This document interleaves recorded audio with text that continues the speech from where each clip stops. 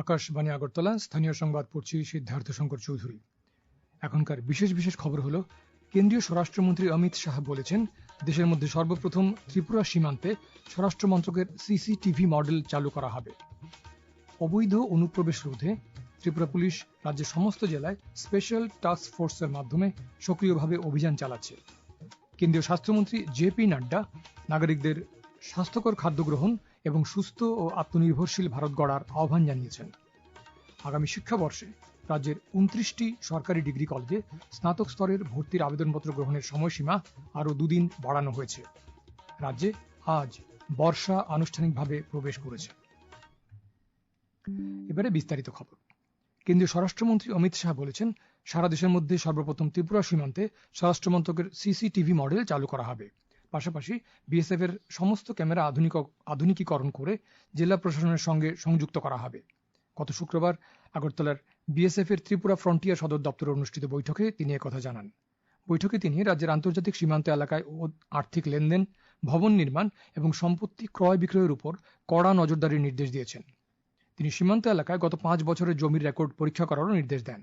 বৈঠকে তিনি বলেন, সীমান্তে মাদক ও তার অস্ত্র পাচারের বিরুদ্ধে ঘন ঘন অভিযান চালাতে হবে এবং মাদক পাচারে জড়িতদের বিরুদ্ধে কঠোর ব্যবস্থা নিতে হবে। স্বরাষ্ট্রমন্ত্রী আরও বলেন, সীমান্ত জেলাগুলোতে আর্থিক শৃঙ্খলা নিশ্চিত করা রাজ্যগুলোর দায়িত্ব। সেই পরিপ্রেক্ষিতে তিনি কালেক্টর এবং জিএসটি কর্মকর্তাদের প্রশিক্ষণের নির্দেশ দেন। মাদক ও আগ্নেয়াস্ত্রের মোকাবিলায় সীমান্ত এলাকার বাসিন্দাদের প্রশিক্ষণের জন্য শিবিরের আয়োজন করতে এবং শিবিরগুলোতে স্থানীয় পুলিশ এবং বিএসএফ কর্মীদের উপস্থিতি নিশ্চিত করার জন্য তিনি নির্দেশ দেন।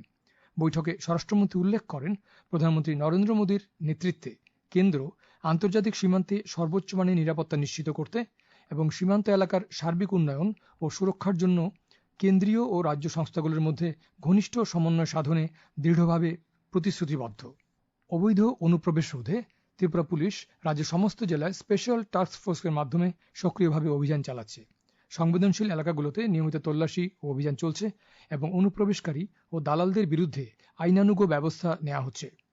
ত্রিপুরা পুলিশ গত বছরে 537 জন বাংলাদেশি নাগরিক, 29 জন রোহিঙ্গা, কয়েকজন বিদেশি নাগরিক এবং 161 জন দালালকে গ্রেপ্তার করেছে।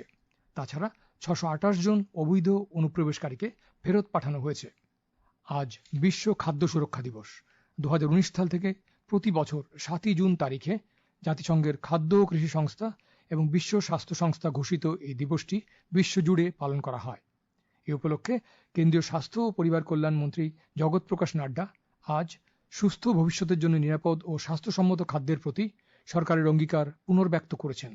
সামাজিক মাধ্যমে একটি পোস্ট শেয়ার করে তিনি নাগরিকদের স্বাস্থ্যকর খাদ্য গ্রহণ করতে এবং একটি সুস্থ ও আত্মনির্ভরশীল ভারত গড়তে অবদান রাখার আহ্বান জানিয়েছেন। তিনি উন্নত স্বাস্থ্যের জন্য রান্নার তেলের ব্যবহার 10% কমানো এবং সুষম খাদ্য গ্রহণের বিষয়ে প্রধানমন্ত্রী নরেন্দ্র মোদীর বার্তার পুনরায় উল্লেখ করেন।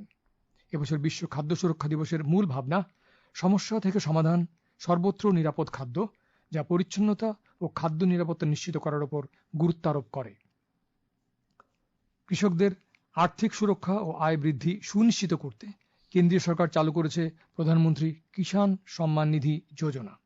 এনডিএ সরকারের 12 বছরের উন্নয়ন যাত্রায় এই প্রকল্প গ্রামীণ অর্থনীতিকে শক্তিশালী করার ক্ষেত্রে গুরুত্বপূর্ণ ভূমিকা নিয়েছে। এই নিয়ে আমাদের প্রতিনিধি রাহুল লোধের একটি প্রতিবেদন। প্রধানমন্ত্রী কিষাণ সম্মান নিধি যোজনার আওতায় দেশের ক্ষুদ্র ও প্রান্তিক কৃষকদের প্রতি বছর 6,000 টাকা করে আর্থিক সহায়তা সরাসরি তাদের ব্যাংক অ্যাকাউন্টে প্রদান করা হয়। বছরে 3টি কিস্তিতে এই অর্থ প্রদান করা হয়, যা কৃষকদের বীজ, সার ও অন্যান্য কৃষি উপকরণ কেনার ক্ষেত্রে সহায়ক হয়। প্রযুক্তি নির্ভর স্বচ্ছ ব্যবস্থার মাধ্যমে এই অর্থ সরাসরি কৃষকদের কাছে পৌঁছে দেওয়ার ফলে উপকৃত হচ্ছেন কৃষকরা। সরকারের এই উদ্যোগ কৃষকদের আর্থিক নিরাপত্তা নিশ্চিত করার পাশাপাশি দেশের কৃষি ব্যবস্থাকে আরো শক্তিশালী করছে। আকাশবাণী সংবাদ, আগরতলা। চলতি বছরের দ্বাদশ শ্রেণী পরীক্ষার ফলাফল পরবর্তী পরিষেবা পোর্টালে উত্তর পুনঃমূল্যায়নের জন্য আবেদনপত্র জমা দেওয়ার আজ শেষ দিন। Central board of secondary education বা সিবিএসই একটি সোশ্যাল মিডিয়া পোস্টে জানিয়েছে, পোর্টালটি আজ মধ্যরাত পর্যন্ত খোলা থাকবে। এ খবর আপনারা শুনছেন আকাশবাণী আগরতলা কেন্দ্র থেকে। আকাশবাণীর সংবাদের আপডেট পেতে লগ ইন করুন www.newsonair.com, news on AIR app এবং টুইটার ও ফেসবুক প্ল্যাটফর্মে AIR নিউজ অ্যালার্টসে। ইউটিউবে লক্ষ্য রাখুন নিউজ অন AIR অফিসিয়ালি।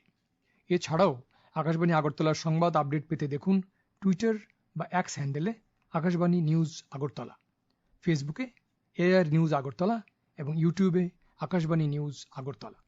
আগামী শিক্ষাবর্ষে রাজ্যের 29টি সরকারি ডিগ্রি কলেজে স্নাতক স্তরের ভর্তির আবেদনপত্র গ্রহণের সময়সীমা আরও 2 দিন বাড়ানো হয়েছে। উচ্চশিক্ষা অধিকর্তা অনিমেষ দেববর্মা জানিয়েছেন, আগামী 9 জুন রাত 12টা পর্যন্ত অনলাইনে ভর্তির আবেদনপত্র গ্রহণ করা হবে। কেন্দ্রীয় সরকার দেশে একটি ডিজিটাল স্বাস্থ্য পরিকাঠামো গড়ে তুলতে প্রতিশ্রুতিবদ্ধ। স্বাস্থ্য ও পরিবার কল্যাণ প্রতিমন্ত্রী অনুপ্রিয়া প্যাটেল আজ আকাশবাণীকে দেওয়া এক বিশেষ সাক্ষাৎকারে একথা বলেন। মন্ত্রী আরও বলেন যে আয়ুষ্মান ডিজিটাল ভারত মিশনের অধীনে দেশে 90 কোটিরও বেশি স্বতন্ত্র আয়ুষ্মান ভারত হেলথ অ্যাকাউন্ট বা আভা পরিচয়পত্র তৈরি হয়েছে এবং 100 কোটিরও বেশি ডিজিটাল মেডিকেল রেকর্ড এই আভা আইডিগুলোর সঙ্গে সংযুক্ত করা হয়েছে। যুব বিষয়ক ও ক্রীড়ামন্ত্রী টিঙ্কু রায় আজ কৈলাসহরের জেলা স্পোর্টস কমপ্লেক্স প্রাঙ্গণে বিশ্ব সাইকেল দিবস উদযাপন এবং সানডেজ অন সাইকেল র্যালির সূচনা করেন। যুব বিষয়ক ও ক্রীড়া দপ্তরের উদ্যোগে আয়োজিত এই অনুষ্ঠান উপলক্ষে স্পোর্টস কমপ্লেক্স প্রাঙ্গণে বৃক্ষরোপণও করা হয়।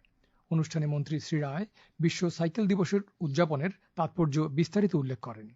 বক্তব্য রাখেন কৈলাসহর পুর পরিষদের চেয়ারপারসন চপলা রানী দেবরায়, যুব বিষয়ক ও ক্রীড়া দপ্তরের সহ অধিকর্তা অমিত কুমার যাদব প্রমুখ। বাইসাইকেল র্যালিটি কৈলাসহরের বিভিন্ন পথ পরিক্রমা করে। আগামী 14 জুন বিশ্ব রক্তদাতা দিবসকে সামনে রেখে ত্রিপুরা রাজ্য কর্মচারী সংঘ নলছড় শাখার উদ্যোগে আজ নলছড় দশমীঘাট কমিউনিটি হলে এক রক্তদান শিবিরের আয়োজন করা হয়। উদ্বোধন করেন উচ্চশিক্ষামন্ত্রী কিশোর বর্মন। উপস্থিত ছিলেন সিপাহীজলা জেলা পরিষদের সভাধিনেত্রী সুপ্রিয়া দাস দত্ত, নলছড় পঞ্চায়েত সমিতির চেয়ারপারসন স্বপন কুমার দাস প্রমুখ। শিবিরে মোট 56 জন স্বেচ্ছায় রক্তদান করেন। প্রাণী সম্পদ বিকাশ মন্ত্রী সুধাংশু দাস আজ ঊনকোটি জেলার ফটিকরায় বিধানসভা কেন্দ্রের অধীন বিলাসপুর গ্রামে কীর্তনিয়া দলের হাতে বাদ্যযন্ত্র তুলে দেন। বিধায়ক এলাকা উন্নয়ন প্রকল্পের অর্থে এই বাদ্যযন্ত্র প্রদান করা হয়। কৃষকদের কাছ থেকে এই বছরও সরকারি সহায়ক মূল্যে ধান কেনার দাবি জানিয়েছে সারা ভারত কৃষক সভা। আজ সংগঠনের রাজ্য সম্পাদক পবিত্র কর আগরতলার সাংবাদিক সম্মেলনে এই দাবির কথা উল্লেখ করেন। তিনি বলেন, গতকাল সারা ভারত কৃষক সভার রাজ্য কমিটির বৈঠকে কৃষকদের বিভিন্ন সমস্যা নিয়ে আলোচনা হয়েছে। সাবরুমের জলেফা কমিউনিটি হলে আজ বিজেপি সাবরুম মণ্ডলের উদ্যোগে এক সাংগঠনিক বৈঠক অনুষ্ঠিত হয়। বৈঠকে দলের দক্ষিণ জেলা সভাপতি দীপায়ন চৌধুরী, প্রাক্তন বিধায়ক শঙ্কর রায় প্রমুখ উপস্থিত ছিলেন। বিশ্ব পরিবেশ দিবস উদযাপনের অঙ্গ হিসেবে আজ আগরতলা উজ্জয়ন্ত প্রাসাদ প্রাঙ্গণে পরিবেশপ্রেমী সংস্থা গো গ্রিন প্লাসের উদ্যোগে এক অনুষ্ঠানের আয়োজন করা হয়। আগরতলা পুর নিগমের মেয়র দীপক মজুমদার অনুষ্ঠানে তাঁর বক্তব্যে আগরতলা শহরকে পরিচ্ছন্ন ও সবুজ রাখার উপর গুরুত্ব আরোপ করেন। সিপিআইএম এর উদ্যোগে আজ দক্ষিণ জেলার বীরচন্দ্রনগর বাজারে মিছিল ও সভা অনুষ্ঠিত হয়। সভায় প্রাক্তন বিধায়ক সুধন দাস দ্রব্যমূল্য বৃদ্ধির প্রসঙ্গ উল্লেখ করে কেন্দ্রীয় সরকার ও রাজ্য সরকারের সমালোচনা করে বক্তব্য রাখেন। সাংস্কৃতিক সংস্থা ছন্দনীড়ের উদ্যোগে নজরুল জয়ন্তী উদযাপনের অঙ্গ হিসেবে আজ এবং আগামীকাল নজরুল গীতির ওপরে কর্মশালা আয়োজিত হচ্ছে। আগরতলা প্রেস ক্লাবে এই কর্মশালা পরিচালনায় রয়েছেন বিশিষ্ট সঙ্গীত শিল্পী রাঘব চট্টোপাধ্যায়। আগামীকাল সন্ধ্যায় রবীন্দ্র শতবার্ষিকী ভবনে রয়েছে সাংস্কৃতিক সন্ধ্যা। স্থানীয় শিল্পীদের পাশাপাশি শিল্পী রাঘব চট্টোপাধ্যায়ও এই অনুষ্ঠানে সঙ্গীত পরিবেশন করবেন। ত্রিপুরা ক্রিকেট অ্যাসোসিয়েশন পরিচালিত মেয়েদের ঘরোয়া ক্রিকেট প্রতিযোগিতায় আজ 4টি খেলা হয়। নরসিংগড়ের টিআইটি মাঠে অনুষ্ঠিত খেলায় বিদ্যাসাগর ক্রিকেট কোচিং সেন্টার 90 রানে ইউনাইটেড ফ্রেন্ডসকে, এমবিবি স্টেডিয়ামে এগিয়ে চলা সংঘ 10 উইকেটে রামনগর স্পোর্টিং ক্লাবকে, তালতলা মাঠে আগরতলা কোচিং সেন্টার 7 উইকেটে প্রগতি প্লে সেন্টারকে এবং নরসিংগড়ের পিটিএ মাঠে মৌচাক ক্লাব 133 রানে মডার্ন ক্রিকেট একাডেমিকে পরাজিত করে। রাজ্যে আজ বর্ষা আনুষ্ঠানিকভাবে প্রবেশ করেছে। আগরতলা আবহাওয়া কেন্দ্রের পক্ষ থেকে এই তথ্য জানানো হয়েছে। দক্ষিণ পশ্চিম মৌসুমী বায়ু আজ নাগাল্যান্ড, মণিপুর ও মিজোরামের সমগ্র রাজ্যে এবং আসাম, অরুণাচল প্রদেশ ও ত্রিপুরার কিছু অংশে প্রবেশ করেছে। উল্লেখ্য, এই বছর মৌসুমী বায়ু এ রাজ্যে নির্ধারিত তারিখের 2 দিন পরে প্রবেশ করল। এদিকে আগামী 24 ঘন্টায় সিপাহীজলা, দক্ষিণ ত্রিপুরা ও খোয়াই জেলায় বজ্রবিদ্যুৎ সহ বৃষ্টিপাতের সতর্কতা জারি করেছে আবহাওয়া দপ্তর। আগামীকাল দিনের সর্বোচ্চ তাপমাত্রা 35 ডিগ্রি সেলসিয়াস এবং সর্বনিম্ন 26 ডিগ্রি সেলসিয়াসের কাছাকাছি থাকতে পারে।